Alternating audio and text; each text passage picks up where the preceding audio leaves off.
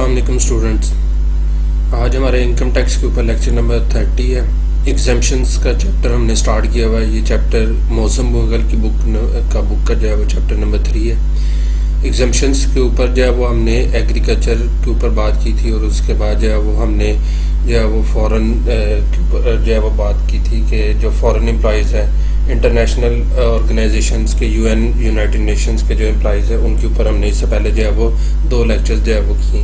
आज ये हमारा एग्जाम्पशंस के ऊपर जो है वो लेक्चर नंबर 3 है। बेसिकली एग्जाम्पशंस के ऊपर लेक्चर नंबर 3 और इन टोटल जो है वो ये हमारा 30th लेक्चर है। आज के लेक्चर में हमने जो एग्जाम्पशन पढ़नी है वो एग्जाम्पशन जो है वो है एग्जाम्पशन अंडर इंटरनेशनल एग्रीमेंट और इसका सेक्शन है 44। मैंने आपको बताया था कि इनकम टैक्स ऑर्डिनेंस का जो है वो सेक्शन 42 से लेके 54 तक जो सेक्शन है ये बेसिकली जो है वो सारे के सारे सेक्शन जो है वो एग्जाम्पशंस को डील करते हैं। तो इससे पहले हमने 42, 40 जो है वो 41, 42, 43 जो है वो हमने सारे ये पढ़े थे। 41 से लेके 54 तक जो है वो टोटल ये सेक्शंस हैं। 41, 42, 43 हम पढ़ चुके हैं, ये 44 है।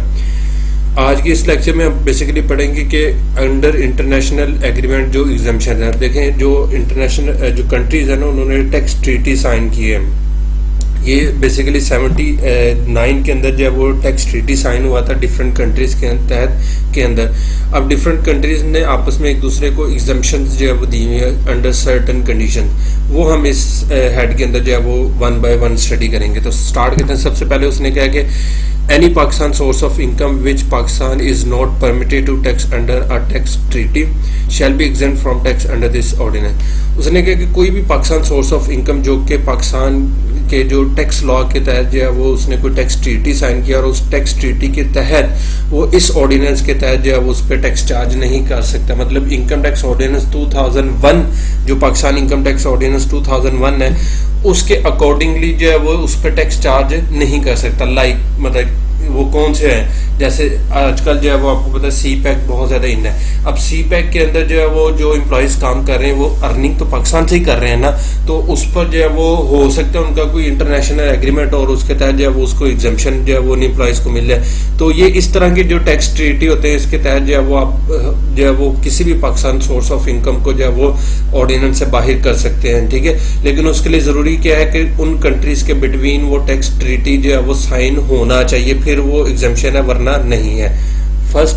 सेकंड उसने कहा कि any salary receive by an individual not being a citizen of Pakistan. यहाँ पर कंडीशन बता दी कि सैलरी वो पाकिस्तान से ले रहा है लेकिन वो पाकिस्तान का शहरी नहीं है। Shall be exempt from tax under this ordinance to the extent provided for in an aid agreement between the federal government and a foreign government or public international organization।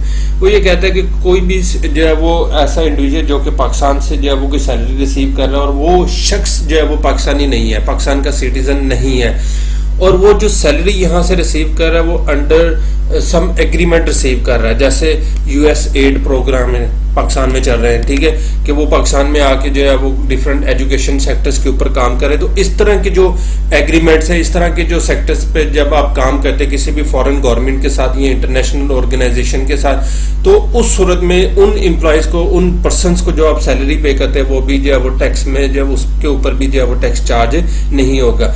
लेकिन उसके लिए कंडीशन उसने बता दी कि वो पर्सन जो है वो पाकिस्तान का जो है वो सिटीजन नहीं होना चाहिए। क्लियर होगी बात ये।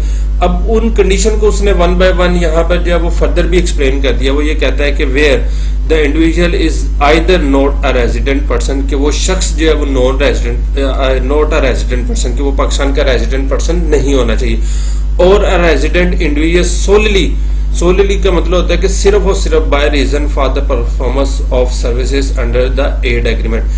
पहली बात उसने की कि वो शख्स जो है वो पाकिस्तान का रेजिडेंट नहीं होना चाहिए, मतलब 183 डेज का टाइम पीरियड उसको यहाँ पर जो है वो पूरा नहीं होना चाहिए।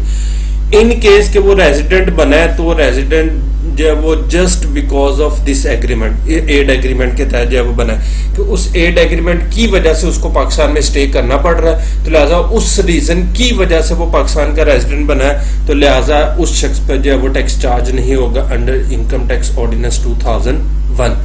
सेकंड उसने कहा if the aid program is with a foreign country, with the foreign country the individual is a citizen of that country।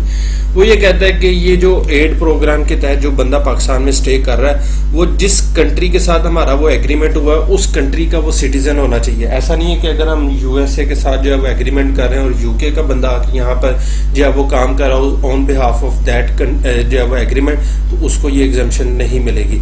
अगर आपने यूएसए की गवर्नमेंट के साथ जो है वो एग्रीमेंट किया है तो पर्सन भी यूएसए से आना चाहिए। क्लियर होगी ना बात ये। और नंबर थर्ड वो कहता है कि the salary is paid by the foreign government और public international organisation out of funds और grants released as aid to Pakistan in pursuance of such agreement. वो ये कहता है कि जो सैलरी उस पर्सन को मिल रही है वो salary out of that aid funds जो है वो मिलनी चाहिए। देखें, आपने एक कंट्री के साथ एक एड या एक जो है वो एग्रीमेंट साइन किया कि जी आप जो है वो कंट्री या वो इंटरनेशनल ऑर्गेनाइजेशन पाकिस्तान में हेल्थ में या एजुकेशन में या किसी भी और सेक्टर में जो है वो एड प्रोग्राम करेगी। यूएस एड प्रोग्राम में उसकी एक एग्जाम्पल है। अब उस एड प्रोग्राम के लिए जाहिर सी बात है कोई ना कोई फंड्स भी जो है वो एलोकेट होंगे, तो वो जो पर्सन है जिसको आपने ये एग्जाम्पशन दिया उसको उस जो है वो एग्जाम्पशन सिर्फ और सिर्फ उस सूरत में मिलेगी कि अगर उसको सैलरी उस फंड में से मिलेगी। ठीक है जी। तो तीन कंडीशन उसने बता देंगे। पहली कंडीशन ये कि वो जो है वो पर्सन नॉन रेजिडेंट हो। अगर वो रेजिडेंट होता है तो because of that agreement resident हो रहा है, नंबर वन। नंबर सेकंड ये कि जो एग्रीमेंट आपका जिस कंट्री के साथ हुआ वो पर्सन भी उसी कंट्री का जो है वो सिटीजन होना चाहिए, नंबर सेकंड। और नंबर थर्ड कि उसको जो सैलरी मिल रही है वो salary out of that fund जो उसने जो है वो उस एड प्रोग्राम के लिए बनाया तो उसके लिए वहां से जो है वो उसको सैलरी जो है वो मिल रही है, तो फिर ये एग्जाम्पशन होगी। क्लियर होगी यहाँ तक बात। आगे चलते हैं नंबर थर्ड। ठीक है जी। इससे पहले हमने नंबर 1 और 2 पढ़ ली हमने। ये 2 की आगे जो है वो सब क्लासेस थे ए बी सी वो मैंने आपको एक्सप्लेन कर दी। आज अब आ जाए नंबर 3 पे। नंबर 3 में वो कहता है कि any income receive by a person not being a citizen of Pakistan engage as a contractor, consultant or expert on a project in Pakistan shall be exempt from tax under this ordinance to the extent provided for in a bilateral। bilateral का मतलब होता है कि दो तरफा, और multilateral. Multilateral होता है कि जब दो से ज्यादा लोग इन्वॉल्व हो जाए, जैसे सी पैक के अंदर पाकिस्तान, चाइना, रूस इन्वॉल्व हो गया, अफगानिस्तान इन्वॉल्व हो गया, तो इस तरह ये जो एग्रीमेंट होंगे फिर ये मल्टीलेटरल होंगे। Technical assistant agreement between the federal government and a foreign government और अ पब्लिक इंटरनेशनल ऑर्गेनाइजेशन। अच्छा, यहाँ पर उसने कहा है कि कोई भी इनकम जो कि एक पर्सन रिसीव करता है और वो पर्सन जो है वो जो रिसीवर है वो पाकिस्तान का सिटीजन नहीं है। पहली बात उसने क्लियर कर दी। अब वो यहाँ पर आके जो सर्विसेज दे रहा है वो एज अ कॉन्ट्रैक्टर या कंसल्टेंट या एक्सपर्ट के तौर पे जो है वो सर्विसेज दे रहा है। जैसे मैं फिर अगेन मिसाल देता हूँ सी पैक की। ठीक है, मैंने लास्ट ईयर विजिट किया था हुंजा को, तो ड्यूरिंग दैट विजिट मैंने बहुत सारी जगहों पे देखा था वहाँ पे चाइनीज जो है वो सी पैक रोड के ऊपर काम कर रहे थे, उनके इंजीनियर्स उनके वर्कर्स काम कर रहे थे। अब ये क्या है, बेसिकली हमारी फॉरेन गवर्नमेंट ने जो है वो उस जो है वो चाइनीज गवर्नमेंट के साथ एग्रीमेंट किया, तो उनके जो एक्सपर्टीज हैं वो यहाँ पर आके सर्विसेज प्रोवाइड कर रहे हैं। तो उन एक्सपर्टीज की जो सर्विसेज होंगी उसके ऊपर जो है वो हमारा जो इनकम FBR है, फेडरल बोर्ड ऑफ रेवेन्यू है, वो उनकी जो इनकम है वो उसमें से जो है उनकी इनकम के ऊपर टैक्स चार्ज नहीं करेगा। क्यों नहीं करेगा? क्योंकि हमारी गवर्नमेंट और इंटरनेशनल गवर्नमेंट या जो भी गवर्नमेंट था जो उस प्रोजेक्ट पे काम कर रही है उनके दरमियान एक एग्रीमेंट होगा। अब उसमें एग्जेम्पशन के लिए जो है वो उसको 3 कंडीशन है, यहाँ पर जो 1 बाय 1 हम उसको जो है वो देख लेते हैं। पहली चीज तो ये समझ आ गई ना कि कोई भी फॉरेन एक्सपर्ट जब पाकिस्तान में आके काम करेगा और किसी एग्रीमेंट के तहत आएगा और एग्रीमेंट के तहत वो किसी प्रोजेक्ट के ऊपर काम करेगा तो उसकी जो इनकम होगी उस पर टैक्स चार्ज नहीं होगा। किन किन सूरतों में? Number 1, the project is financed out of grant funds in accordance with the agreement, कि वो जो प्रोजेक्ट है वो उसको फाइनेंस किया गया है उस एग्रीमेंट के तहत। मसलन अब सी पैक का जो रोड बन रहा है तो उसका जो है वो जाहिर सी बात है कि एक एग्रीमेंट हुआ, उस एग्रीमेंट के तहत जो है वो दोनों कंट्रीज ने कोई फंड जनरेट किए होंगे या किसी एक कंट्री ने फंड जो है वो वहां पर उस प्रोजेक्ट के लिए लगाए होंगे। तो वो जो शख्स यहाँ पर आके जो एक्सपर्ट काम कर रहा है उसको जो सैलरी मिल रही है वो आउट ऑफ दैट फंड जो है वो उसको मिलनी चाहिए, नंबर 1। नंबर 2 उसने कहा the person is either a non resident person और अ रेजिडेंट पर्सन। वो शख्स जो है वो नॉन रेजिडेंट होना चाहिए। पहली बात तो ये, इन केस के वो रेजिडेंट होता है तो रेजिडेंट होने के लिए उसने क्या कहा कि और a resident person solely by reason, सिर्फ और सिर्फ, सोलली मीन सिर्फ और सिर्फ by reason of the performance of services under the agreement. कि पहली बात तो ये कि वो पर्सन जो है वो नॉन रेजिडेंट होना चाहिए।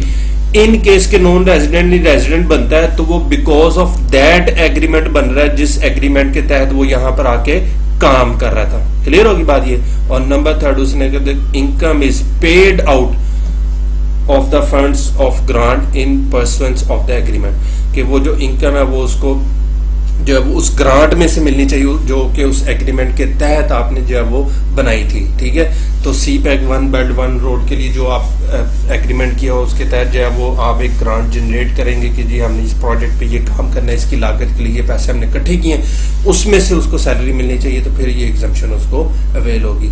तो ये वो 3 कंडीशन थी जिनके तहत जो है वो आपको इंटरनेशनल एग्रीमेंट के अंदर जो है वो एग्जम्पशन अवेलेबल हो जाती है। क्लियर होगी बात ये।